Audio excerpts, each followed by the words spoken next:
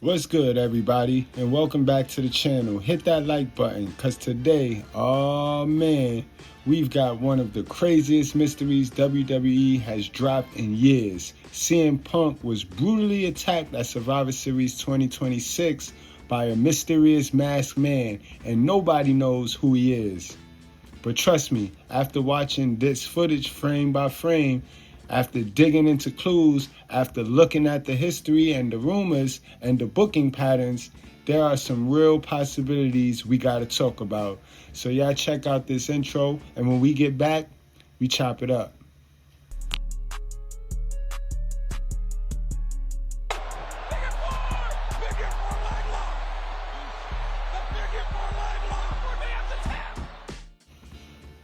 Who's the mystery man? That's the biggest question after Saturday's Survivor Series. At the conclusion of the men's WarGames match, an individual dressed in all black wearing a hood climbed over the cage and delivered a super kick and stomp to CM Punk. This move was reminiscent to Seth Rollins, who has been sidelined because of a shoulder injury, but that seems to be a red herring. It's probably a past competitor. Could it be Randy Orton, who had been away for 2 months? Maybe Austin Theory, who has been out of action since July. Or, if we want to take a wild guess, maybe AEW wrestlers Chris Jericho or Jon Moxley. Chris Jericho, who would set the wrestling world on fire within a return to WWE for the first time since 2018. And of course, Moxley returning to align with his former Shield member. Whoever it is, it will be a big reveal given the suspenseful way Survivor Series ended.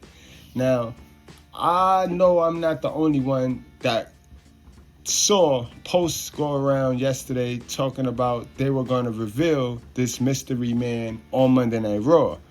Monday Night Raw came and gone, and still no mention of the mystery man. Now, my honest opinion, we all know WWE can send anybody in there. It could be anybody. It could be a stunt man. And because nobody attacked this mystery man, nobody on the good guys, Roman Reigns nor Cody Rhodes, attacked the mystery man after the mystery man did what he did to CM Punk. So we don't know who the mystery man is. So WWE can send a stunt dummy in there, and then they can tell us as they write their story on the go. Because obviously this year you can see that WWE has been booking these things, hot shot matches, big name matches, no story, just big name matches. So could they possibly want to reveal the attacker? Because it could be an AEW star, and they didn't have the rights to show him on their TV yet. So this is why they left him unrevealed. It could be that, or it could be somebody that didn't have that speed or the agility to climb the cage, but they needed to execute it that way. And then after they'll reveal that it's somebody that we know damn well can't climb that fast, like Jericho.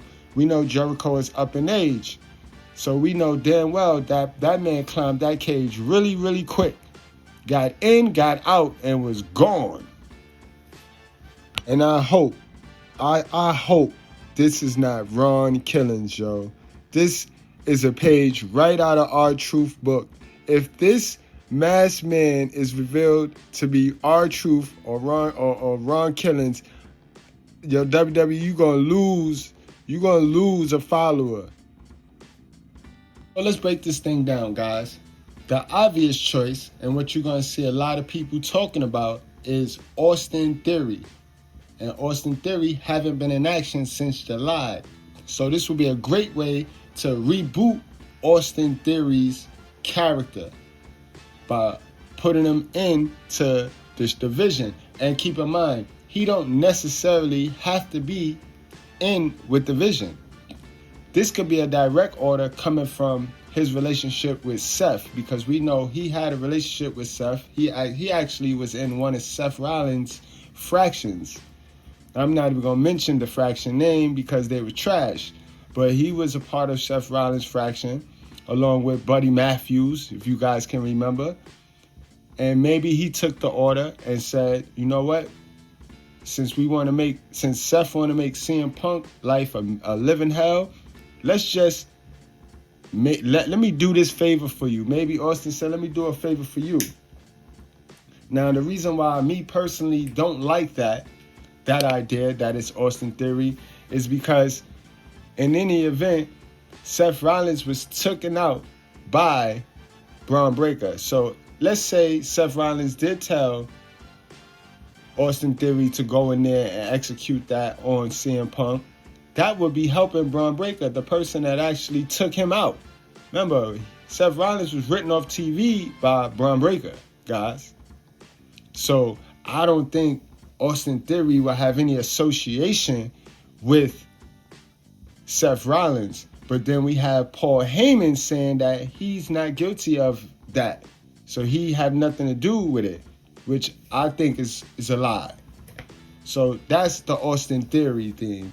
Everybody is saying that his posture, his physique looks and matches up with that of Austin Theory. Now that is true. That is true. I would like to state that is definitely true. But as far as Austin Theory goes, that's about all that we can match with this masked man. Because again, the masked man wasn't revealed. So all we can do is assume. So if you guys say, well, Mr. Goodbrad, you don't think it's Austin Theory, so who do you think it is? Well, before I get to who I think it is, let's break down Chris Jericho, guys. Now, I think personally that WWE is saving Chris Jericho. I think we have Chris Jericho in the bag, but I also think that we're saving Chris Jericho for the Royal Rumble. You don't want to reveal this attacker being Chris Jericho because it takes the surprise away from the Royal Rumble. So you're gonna drag this thing. You're gonna drag it now. Now, if it is Chris Jericho, I think we should bring this masked man out in all black with the same outfit, hoodie on, as an entry in the Royal Rumble and let it be Chris Jericho then. But I don't think we should reveal this masked man as Chris Jericho before the Royal Rumble. We already had Liv ruined. We surprised everybody last night on Monday Night Raw and at the pay-per-view Survivor Series with the return of Liv Morgan, another character that I said we should have brought her back and got that same pop and probably even louder at the Royal Rumble. But WWE, they hot-shotted that for that pop.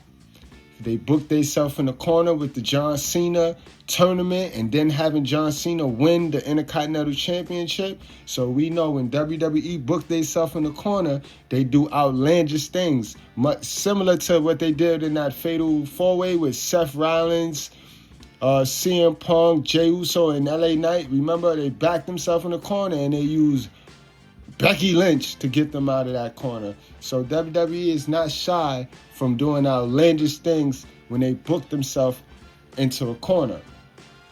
But as far as Jericho go, I hope it's not Jericho because we got so many stories we could tell with Jericho aside from him attacking CM Punk. Because then ultimately we got to get a Jericho versus CM Punk match. And I don't think we want to see that at these two guys' age. But on another note, you know how WWE, the pattern in their booking, they love to put on matches that AEW should have put on. They love to use the old AEW characters and put them together and do 5-star matches that Dave Meltzer don't see as 5-star matches when WWE do it. But if they would have did the match in AEW, Meltzer would have been all over it. You know what I'm talking about, gang? Next up on the list, and this is no particular order, you're going to have people saying Jon Moxley. Now, that would be great. That would be great. And I'm in favor to this. I'm leaning to this. I'm leaning towards this. If it's not the guy who I think it is, I'm leaning towards it being Moxley. But the common sense in me tells me Moxley still got about 2 more years in his AEW contract, so it's not going to be Moxley. Unless Triple H and Tony Khan has been ribbing us all this time and they actually worked together behind the scenes and they worked something out, you can forget about this being Jon Moxley. I kind of think Jon Moxley is sold on being the man, the A+ character in AEW. He don't want to come back to WWE and be the B+ or the C player. He'd rather be over in AEW being the big guy over there, and that's what he is. He's a pillar at AEW, guys. I need y'all to understand that. Yes, he used to be in the Shield.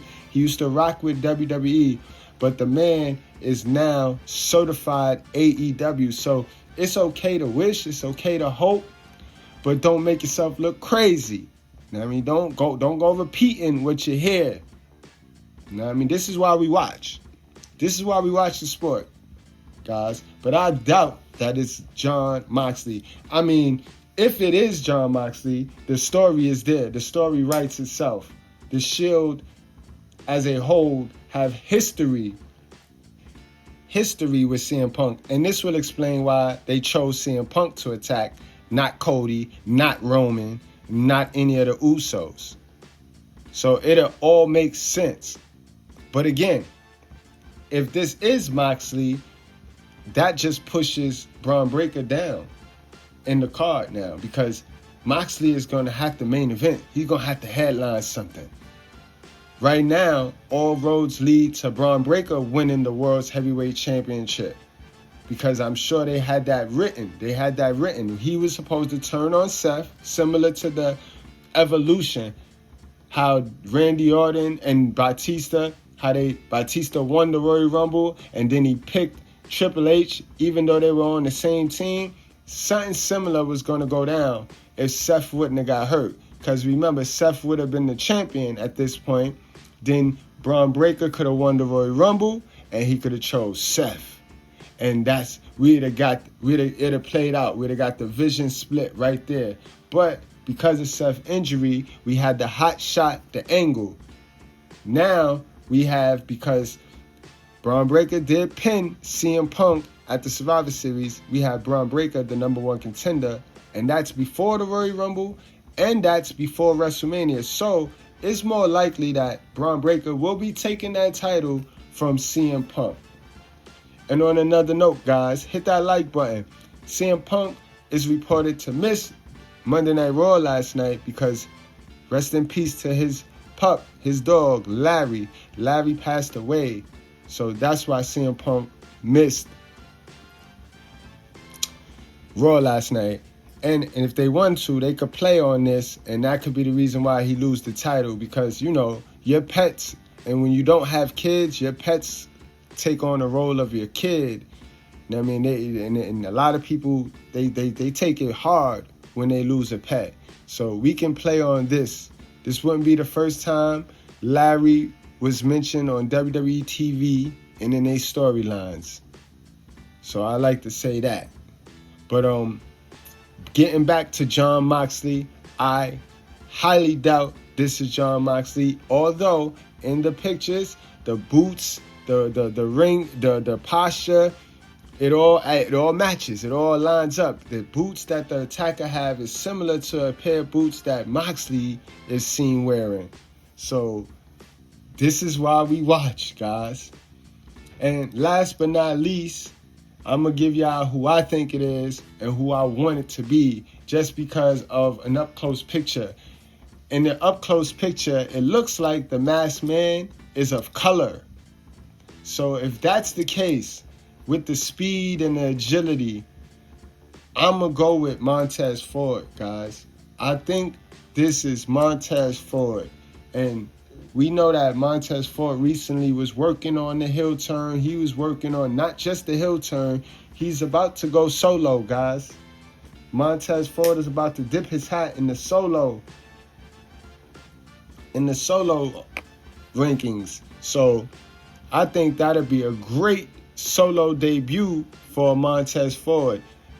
similar to the Shawn Michaels, how Shawn Michaels threw his partner through the mirror and turned heel, and on his way he went.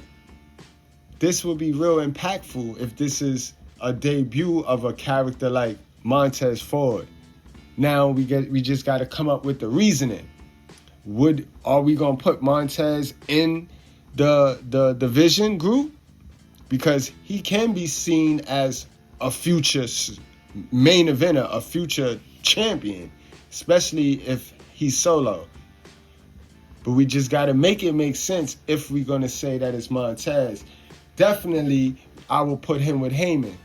I definitely line him up with Heyman, so then that means Paul Heyman lied, and he did know something about the attacker. So that'll mean that this attacker was Paul Heyman's plan B. You know what I mean, guys? But this is interesting, and it's going to get interesting. So I want to know, how do you guys feel about the four-man vision? Logan Paul, Braun Breaker, Brunson Reed, and Montez Ford, led by Paul Heyman. Guys, how do y'all feel about that? But I really think this is going to be interesting. Keep in mind, we ran this little running angle down in NXT, and I see the rinse and repeat with Triple H and his booking. I was talking with my guy over at the Red Carpet Ring, and he's a livid NXT watcher. He watches. So he shot me that information right there about how they use this angle with the girls down in NXT. But they revealed it faster than we got the reveal of this attacker. So I want to know, what do you guys think? Why wasn't this attacker revealed? Who do you guys think the attacker is? And don't just put who you think it is. You guys got to tell me why you think that person is the attacker. I would love to hear what you guys have to say about the attack angle and where WWE can take this. All right, guys. So I hope you enjoyed the video. I try my best to bring you guys the logical angle, the logical breakdown on these wrestling stories. And if you like what you hear, hit that like button. If you're new over here, subscribe. And guys, they got a new function, a button called the hype button. Hype the video, guys. We 10 subscribers away from 1,000. I appreciate you all, and I'll see you guys later. This is a wreck. He's moving like an uncaged animal. No lie, he's wild in there.